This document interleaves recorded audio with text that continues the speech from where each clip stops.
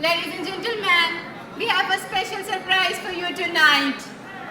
Among the amazing audience, we have a talented singer who is here with us. He is true entertainer. He has also represented Gilgit-Baltistan at national and international levels. Seeing him on stage is a unique experience. I have been blown away by his incredible voice. I think it's time to share his talent with all of you. Tasbih kule takke, tur dua thamus. Thamus. To khudas khushan shurot, madar padar hanus. Mohabbat-e astanaj beam, kalandar hanus.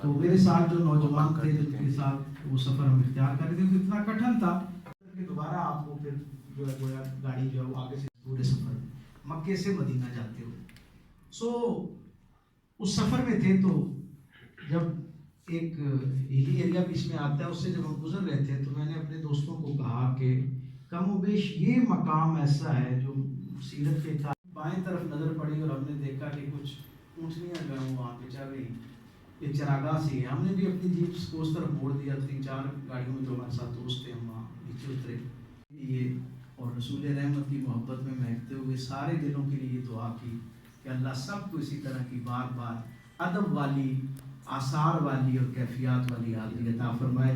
میری بہت دعائیں اور نیک تمنائیں ناصر بشیر صاحب کے لیے اللہ ان کو ایک مرتبہ پھر بار بار اسی طرح کی کیفیات سے بھرپور حاضری عطا فرمائے کہ ہر مرتبہ وہاں کے کچھ نئے اور منفرد احوال ان میں ہمیں شریک کریں, کچھ منفرد رازوں میں ہمیں شریک کریں. آپ سب کی توجہ کا بہت شکریہ.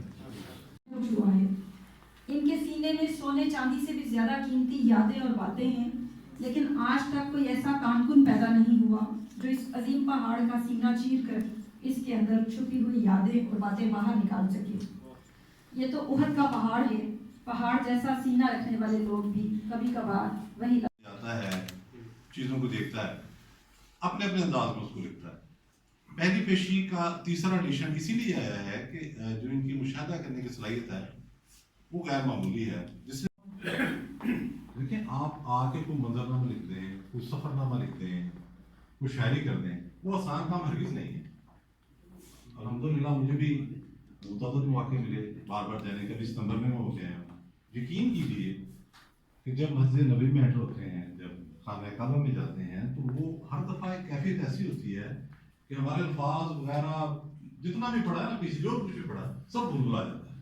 तो ये बड़ी हिम्मत की बात है, बड़ी सादत की बात है कि उन्होंने ये सफ़र बहुत बड़ी खिदमत की है।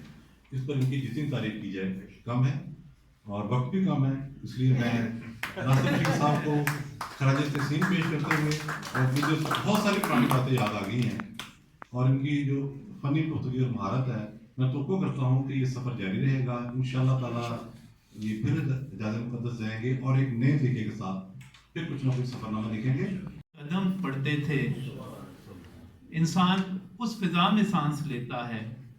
और यकीन कीजिए, मेरा पूरा यकीन है कि अगर हम अल्लाह पे यकीन रखते हैं और ये मानते हैं कि मोहम्मद अरबी सल्लल्लाहु अलैहि वसल्लम अल्लाह के सच्चे रसूल हैं, तो यकीन कीजिए उनसे मोहब्बत से बड़ा सरमाया कोई है ही नहीं।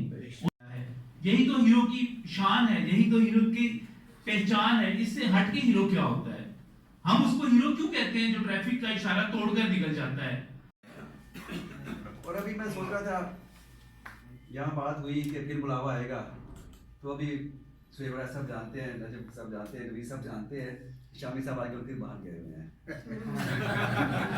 तो शायद फिर किस फंक्शन के बाद मुझे फोन आए कि भाई मुझे शामी बोल रहा हूँ, तैयार हो जाओ। लेकिन ये है कि मेरी पहली पेशी जो ये किताब है, बहुत बरकत वाली किताब है। शामी साहब ने हाजी मकबूल साहब के जरिए मुझे उम्रे में भिजवाया। मैं उनका जिक्र करूँ, यहाँ इम्तियाज़ वाकफ साहब नजर आए, आप उनकी बातें सुन ली। अताउर रहमान साहब बैठे हैं, ये इतने बड़े आलिम हैं कि इनको जनाब लोग पूरे पंजाब में बुलाते रहते हैं, मुझसे सिफारिशें करवाते हैं। मुझसे 2-3 दफ़ा ऐसा हुआ कि लोगों ने कहा कि सर आपके कॉलेज में अताउर रहमान साहब पढ़ाते हैं, ज़रा उनको तो ज़रा रिक्वेस्ट कर दें, हम उनको पे करेंगे लेकिन उनको सर बहुत नहीं दे दें। तो मैं तो इनको फिर हुक्म दिया करता हूँ, जैसे मैंने आज इनको हुक्म दिया कि मेरी नात पढ़े आगे, इन्होंने मेरी नात के साथ पढ़े। तो ये इनकी बात में रस होता है। अगर कभी इनकी बात आप सुने, का लेक्चर रखें कभी आप, तो उस बात सुन के देखें कभी इनकी। हाजी साहब, और जब मैं यहाँ आया, मजीद साहब साहब पास गया, मैंने कहा सर मैं अवाम अखबार से काम करना है, तो कहते की करते काका उत्थे? मैं कहा सिर्फ दिल्ली दारी लिखता सी। कहते अच्छा फिर कल तो मेरे को आ जा। 1990 की बात है, कहते कल तो फिर दफ्तर आ जा। मैंने कहा चलो, अब इन्होंने कहा है तो ज़रा थोड़ा सा चक्कर आगे लगा लो। तो नया दफ्तर खुला था पाकिस्तान अखबार में, अकबर की बेटी साहब बैठे हुए थे, पर्ची भेजी मैंने, तो मुझे अंदर भिजवा दिया गया।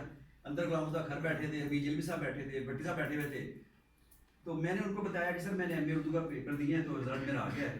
उन्होंने कहा कि चल जलवी साहब इस मुंडे नूड़ी बैठाओ।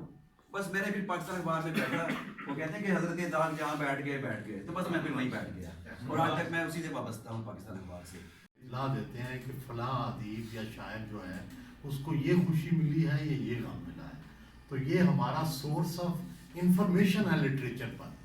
और तीसरी बात ये है कि ये जब इन्होंने ये मुझे इनके उम्रे के जाने का और फिर वापस आने का इल्म है, शामी साहब ने मुझे सुनाया था, तो और जिस तरह से बारफ्तगी से इन्होंने ज़िक्र किया है उम्रे का, और ख़ास कर रोज़ा रसूल पर जाने का, तो ये हम जो हिंदुस्तान के मुसलमान हैं, बड़े सगीर के मुसलमान हैं, हमारा एक रसूल अकरम सल्लल्लाहु अलैहि वसल्लम से एक अलग ही रिश्ता है। शायद बाकी मुसलमानों का उस तरह से वो रिश्ता नहीं है।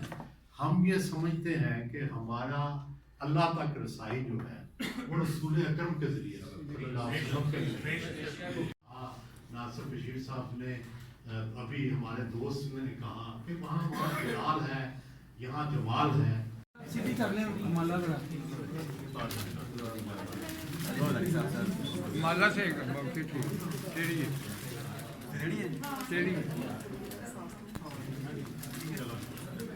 बता रहे थे